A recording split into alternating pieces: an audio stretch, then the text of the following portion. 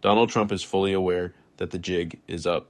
He realizes we see right through his attempts to bury the Epstein documents and hide his disastrous economic record.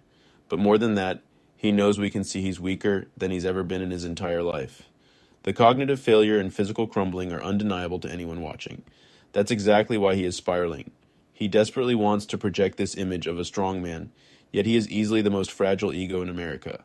That is why he's yelling, having a total meltdown, and blowing a fuse, while Caroline Leavitt scrambles to sweep it under the rug. Trump is freaking out over new leaks about his health. We are going to break it all down. But first, let's look at the evidence. Evening from New York, I'm Chris Hayes. We have a president who is, of course, the oldest man ever to be sworn into office in this country's long history. And it's showing. Today, he went on a disgusting tirade about Somali immigrants, many of whom are Americans, that even by his own degraded standards was egregiously racist. Somalia is considered by many to be the worst country on earth. I don't know. I haven't been there. I won't be there anytime soon, I hope. But what Somalia, what the Somalian people have done to Minnesota is not even believable. It's not even believable. And a lot of it starts with the governor. A lot of it starts with Barack Hussein Obama, because that's when people started coming in. And you have to have people come in that are going to love our country, cherish our country. They want to kiss our country goodnight. There's a lot about that appearance that was both strange and things that we've come to sort of see as normal. You may have noticed Trump kept his hand under the table there. In fact, he appeared to be going out of his way to hide his right hand specifically. That's the same hand that just yesterday was covered with makeup and Band-Aids, the same hand that has had large bruises on it in the past. As for the substance of his remarks, Trump has always been a bigot, going back many decades. He's clearly having a harder time keeping rants like that inside. In fact, today's spectacle comes after a similar tirade yesterday. Also, he's repeating himself a lot. That one was during a cabinet meeting, mostly focused on Secretary of Defense Pete Hegseth and those pretty clearly unlawful boat strikes, although admittedly, Trump seemed to sleep through quite a bit of it. In fact, at one point, and I think this might be an indelible image of this entire presidency when all is said and done, at one point, Secretary of State Marco Rubio was heaping praise on the great man for his singular leadership, as the man next to him, the president, appeared to be nodding off. This war is going on, and the president is trying to end it, not because, listen, we got a million things to focus on in the world as a country, but he's the only leader in the world that can help end it. And that's why even as we speak to you now, Steve Woodcock is in Moscow trying to find a way to end this war, to save lives of 9,000 people, Mr. President, as you know, are dying every week. Have you ever seen a more awake man? A more virile man? A man of more implacable energy than this man here, Mr. President? I'm talking about you. The Washington Post counted a total of 6 minutes where Trump's eyes were closed or he otherwise struggled to stay awake. And so in response, the White House brought out... I've mentioned this before, but it is just classic Donald Trump behavior to constantly obsess over Joe Biden taking a rest. Biden spends a day at the beach, enjoying the weather, maybe taking a quick nap in the sand, and Trump acts like it's a crime. He's essentially saying, I can't believe you'd sleep in public. Meanwhile, Trump is passing out while on the job.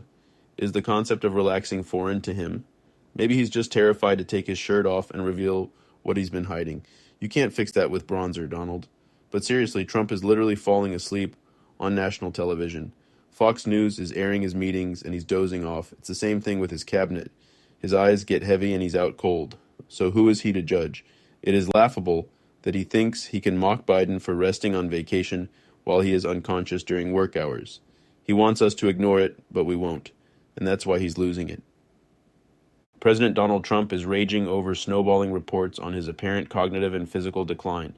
This week was apparently particularly bad, as footage of him appearing to fight off sleep during a cabinet meeting led to a new string of reports comparing him to his predecessor, Joe Biden, whom he'd famously dubbed Sleepy Joe and mocked for his old age. Sources familiar with internal discussions say Trump, 79, was left fuming as a growing stream of reporting from publications including the New York Times, the Washington Post, and CNN scrutinized the signs of his apparent deteriorating health, according to Zeteo, all of them following the lead of the Daily Beast, which has been cataloging his growing frailty for months before others stopped ignoring it. This week, AFP published an opinion piece titled Sleepy Dawn, Trump's Health Under Fresh Scrutiny, while the Daily Beast published another headlined, How Sleepy Trump, 79, Became the DC Sequel Nobody Wanted to See. Sources close to the elderly president, both inside and outside of the administration, told Zeteo the negative press coverage of his health angers him more than almost any issue other than the Jeffrey Epstein scandal. Trump will fixate on the offending news outlet or coverage for several days, the publication noted. He is sensitive to being compared, even if not explicitly, to Sleepy Joe, a Trump advisor said, especially if it's coming from a reporter he already hates.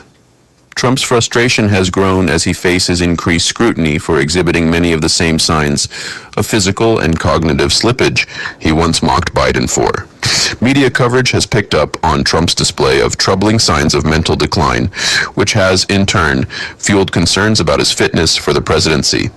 In a statement to Zeteo, White House Press Secretary Caroline Leavitt defended Trump's condition, saying, as the president's physician, Dr. Sean Barbabella, has made clear time and again, and as the American people see with their own eyes every single day, President Trump remains in excellent overall health.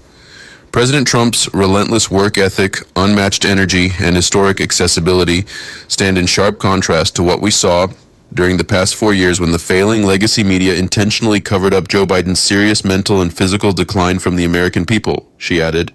I guess the hypocrisy is just part of the package at this point, but it is wild to see an administration that is entirely defined by cover-ups, whether we are discussing Jeffrey Epstein or the way Trump is crashing the economy, or Trump crashing himself as his health fails. How can you blame the media for protecting Biden? Fox News hosts like Sean Hannity have literally bragged about ignoring the Epstein story for hours on air. They openly admit to their own propaganda.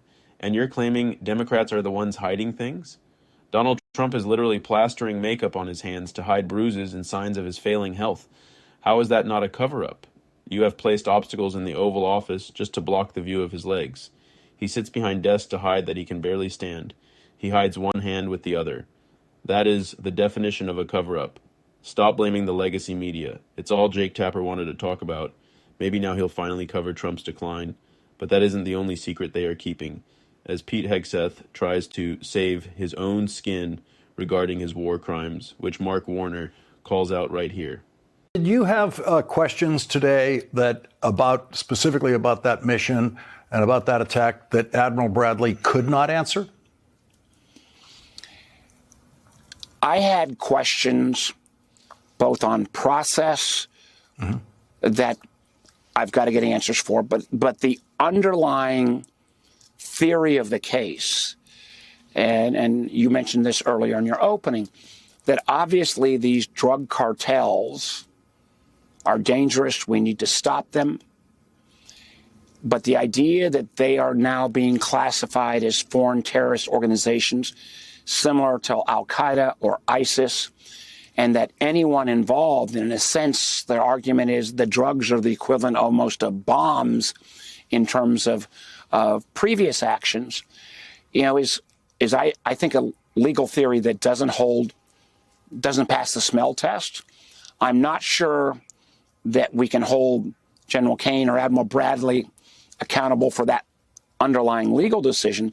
And I also think there will be evidence, particularly when these two individuals were on the boat, and I obviously, after it had been virtually destroyed, and even in some cases signaling that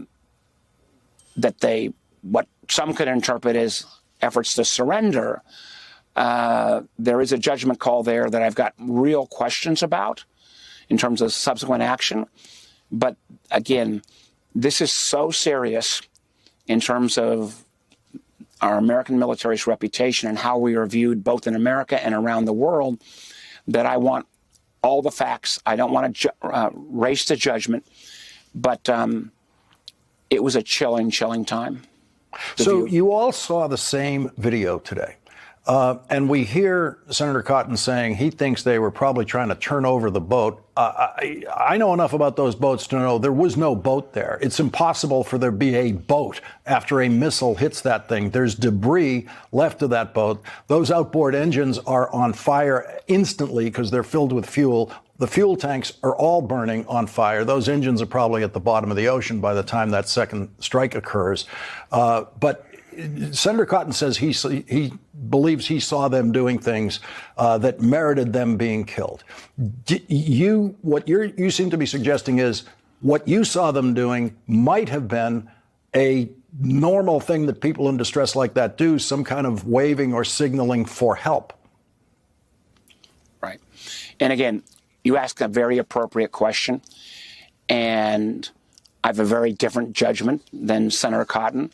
But I am not going to reach, a full conclusion until I get all the facts. I just think, again, we're talking about the United States military and an action that could have constituted something that is illegal under the rules of law. We have, many thousands of sailors and troops deployed in the region, many of them home ported from my home state in Virginia. And, I want more to see this. I want these facts to come out. But I want to be, if I'm being overly cautious, I just think the ramifications. There is no escape route. There is no place left to hide. There is nothing left for them to do. Donald Trump, you have been exposed. It is really that simple. You are busted, and we are going to keep highlighting your rapid deterioration. And honestly,